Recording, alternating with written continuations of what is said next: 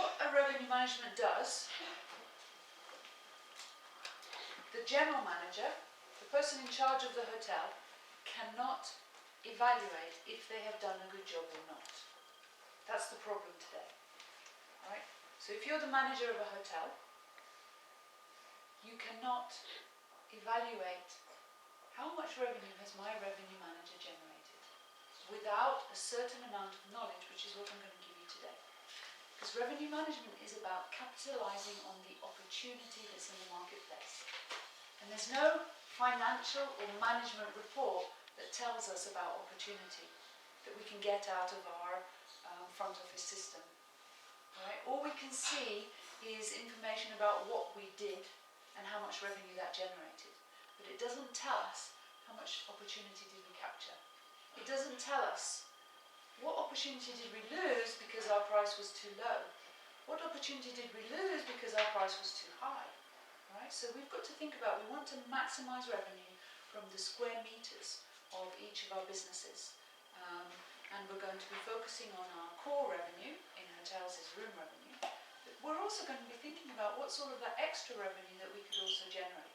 And sometimes we might focus on maximizing the core revenue, sometimes we might focus on maximizing total revenue, which is the high season periods, but other times in low season periods we might just focus on maximizing ancillary revenues and just breaking even on our core product, which is our rooms. That's kind of how the cruise ships work. The cruise ships, the big, we've got these massive cruise ships these days that carry 5,000 passengers.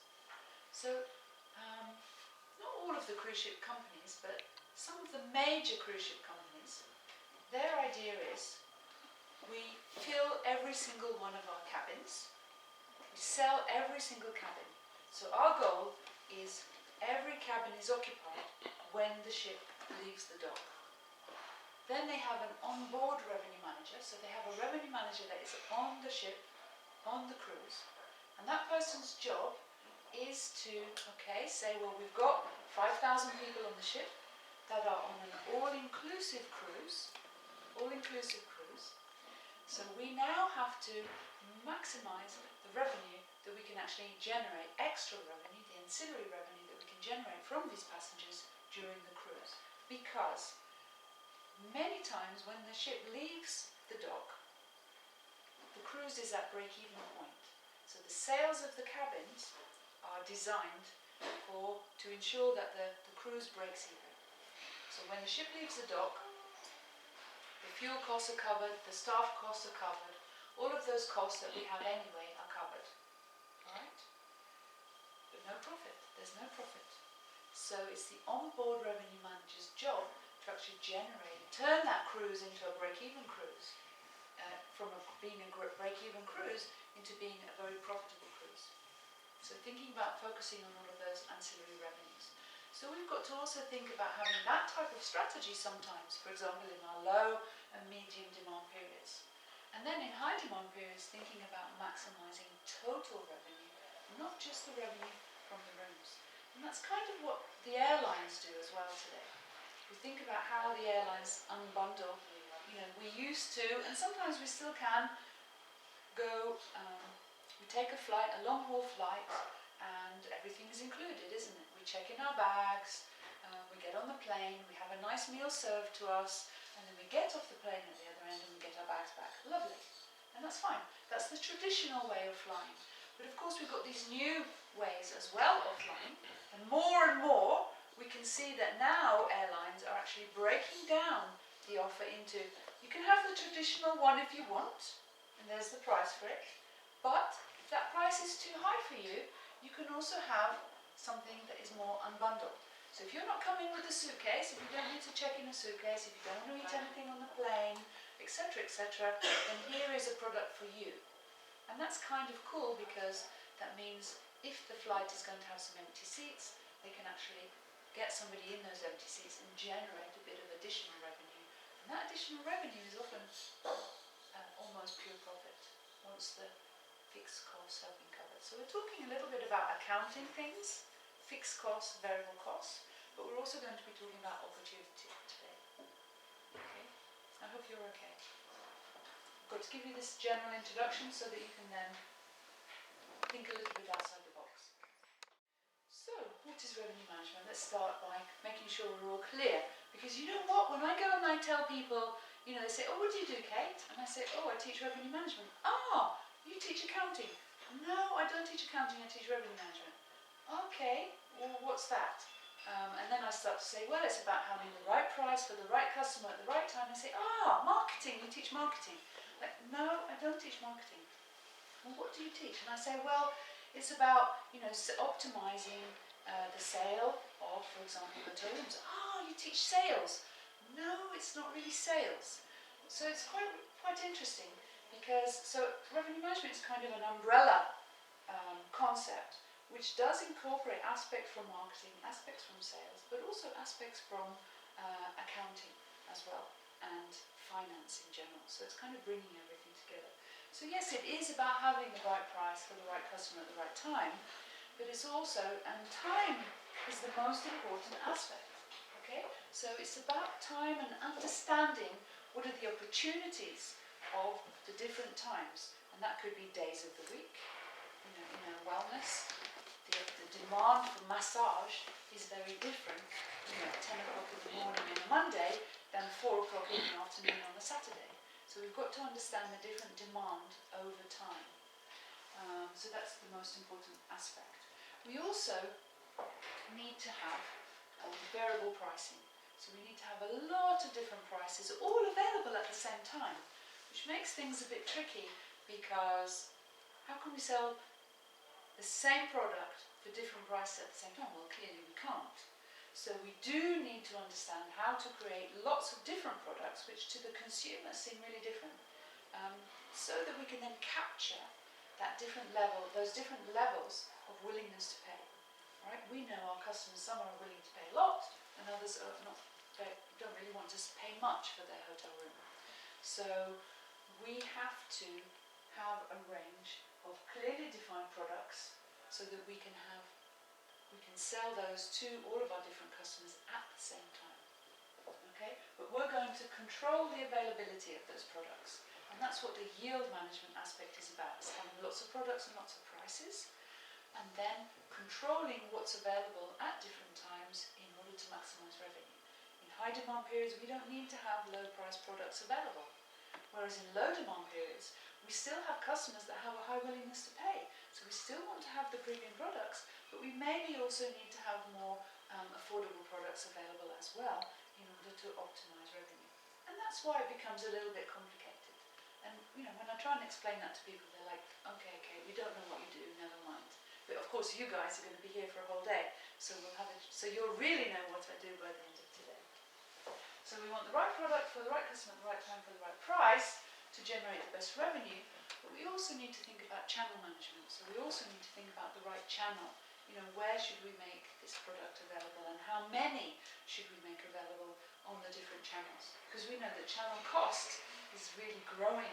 It's a huge amount of revenue that is part of revenue that's lost in those commissions and those payments that need to be made to the online travel agents, for example.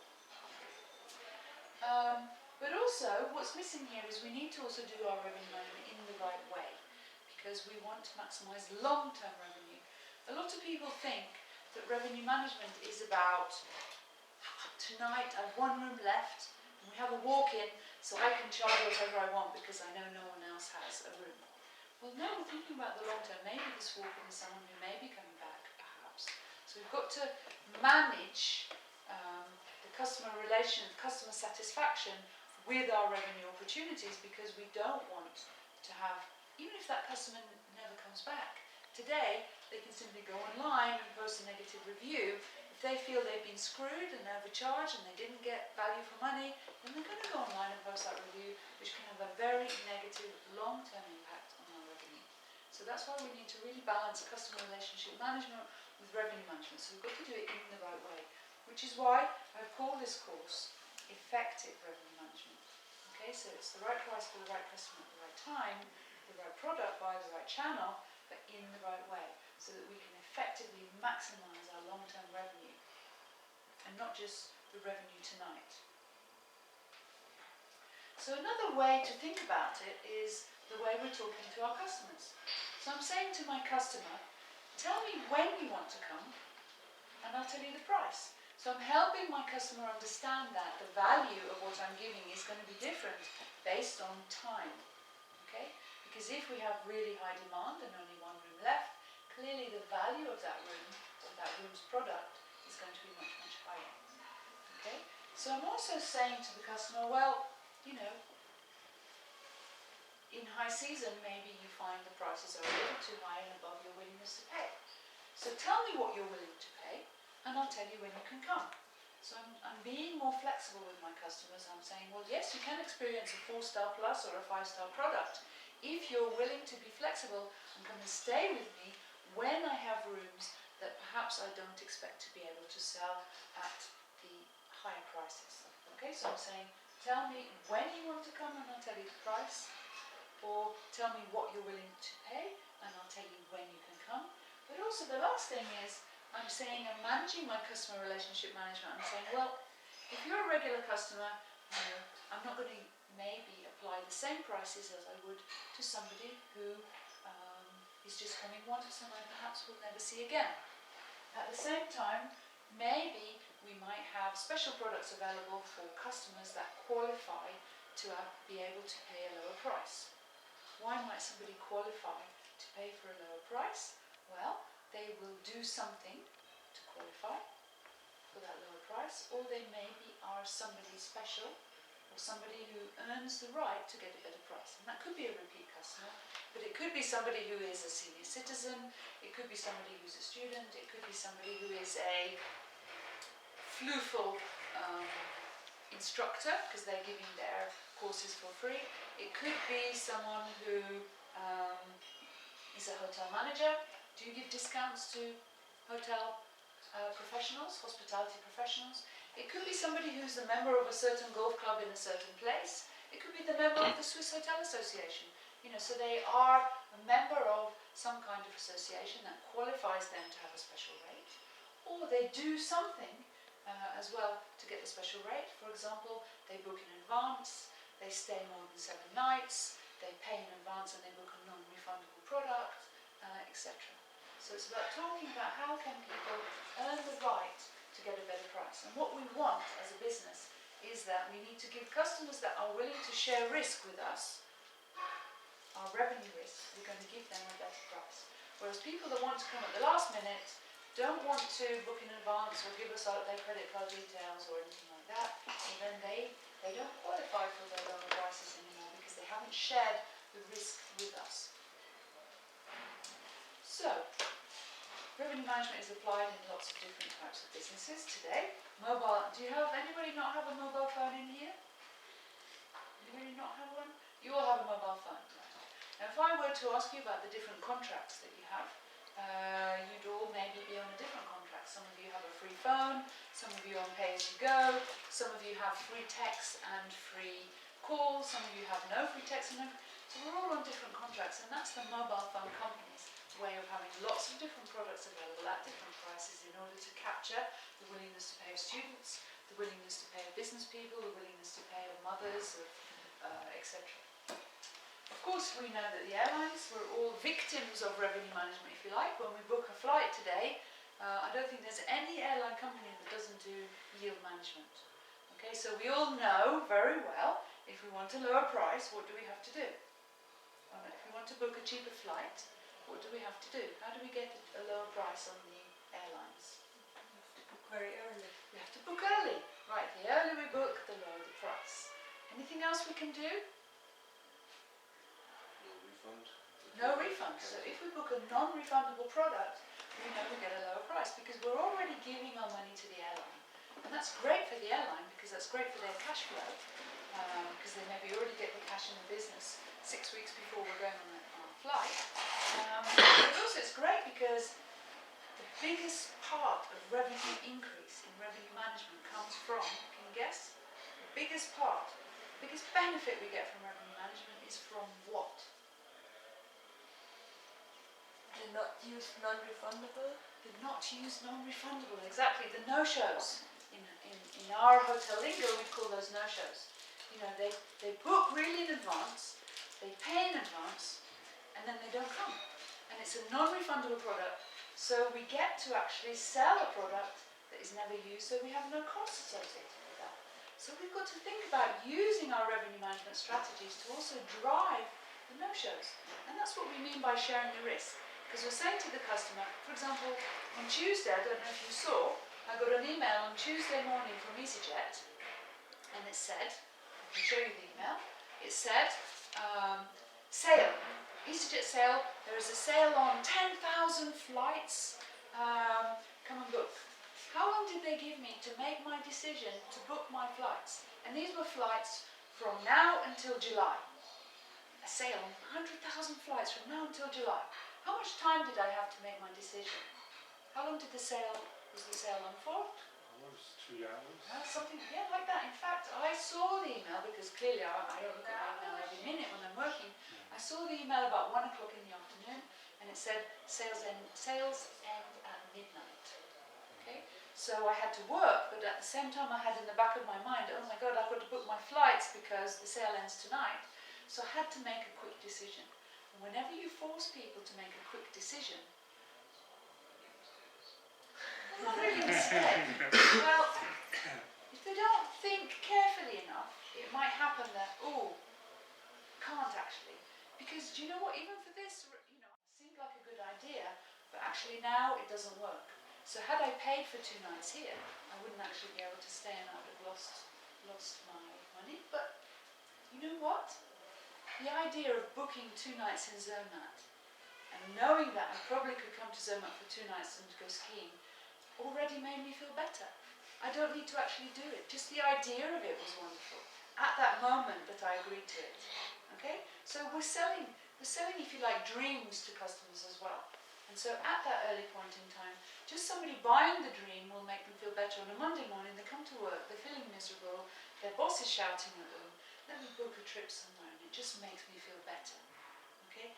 Whether or not I can actually do it later, that's another thing.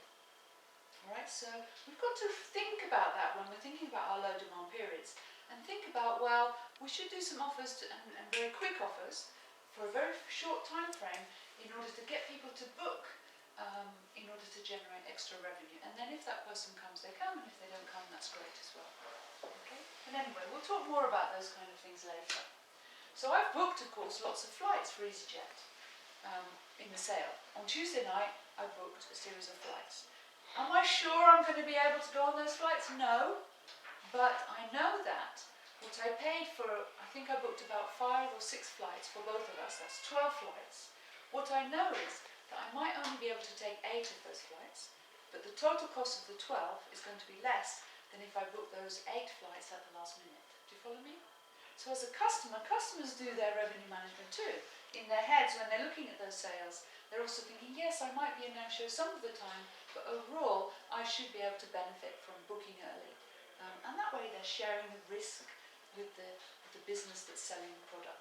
They're saying, I'm risking that I can't use the product, but you're offering a nice price, so I'm going to buy it anyway. Quite strange, isn't it, this new behaviour of customers? But there you go.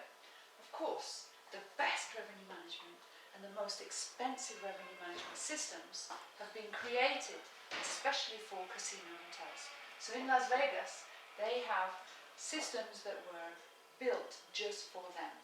And I think Harrah's paid $28 million to have a revenue management system built for them that integrates the customer relationship management aspect with the revenue management. So in Harrah's casino, everybody has a card. And we have a Zermatt card, don't we, here in Zermatt, something like that. But we don't yet, but maybe we need to think about it as a project we should talk afterwards. But anyway, in Harrah's, a card, you know, in the casino, every time they play on a slot machine, every time they buy chips in the casino, every time they go to the restaurant, they're putting their card in. Why? Because they're getting points on their card for every time they spend money. So it's in the customer's interest to always put the card in before they start to play. But that means that the business collects, the hotels collect a lot of information about who's the best players, how much do they spend, how much do they lose, etc. And then has a range of 9 different products that it offers based on the revenue that that player is generating. So they can really use statistics in order to predict the revenue that's going to be generated from the different kinds of casino players. So they spent 28 million for their revenue management system. In the first year, the revenue, because of the revenue management system, they had an increase of $78 million in terms of annual revenue. So the system, although it cost a lot of money, was paid back in 2 months of being able to make the right offers to the right customers at the right time. So, Anyway, of course, rental car companies, and here they're thinking about if someone rents a car for 1 day versus someone renting a car for 3 days, well, the biggest cost for a rental car company is actually the turnaround of the car. And so they take that into consideration. They've got to clean the car, they've got to check the car, so there's quite a lot of time and cost that goes into the changeover.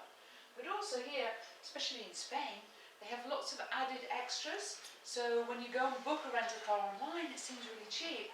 And then you go and pick up your rental car and they say, well, you need to pay for extra insurance because you've only got the basic insurance. And also, you have to take a full tank of petrol. So trying to bring back your car with an empty tank of petrol is very, very difficult. I think it's impossible. So they've got all of these ways to generate, like the onboard revenue manager of a cruise ship. Once they've got their cars sold, then they have lots of added things they add on in order to maximise, to really basically create profit for the business. Of course, golf clubs we've talked about already.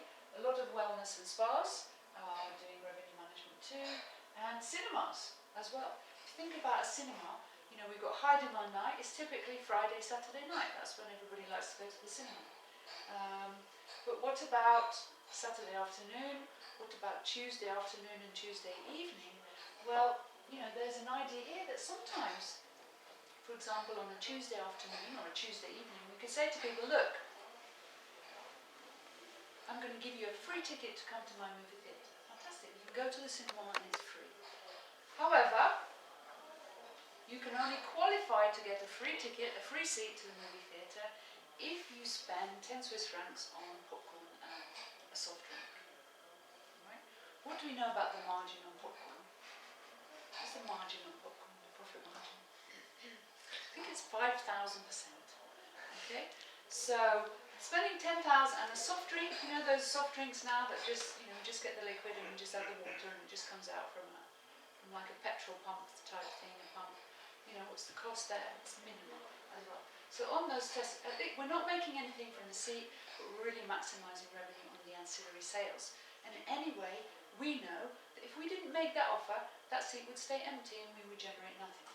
We would generate nothing towards the fixed cost. And in a movie theatre, the fixed costs are very high. We've got to pay for the rental of the film, we've got the rental of the space, we've got the people that are working, we have to pay the cashier that's taking the money anyway. So if we don't do nothing, then we get nothing for the empty seat, and that's a shame, that's a lost opportunity. So we've got to think about creative ways to actually get people in and spending money, but without realising that they're actually spending money, that they're actually spending more than they would have normally, and generating more for the business as well.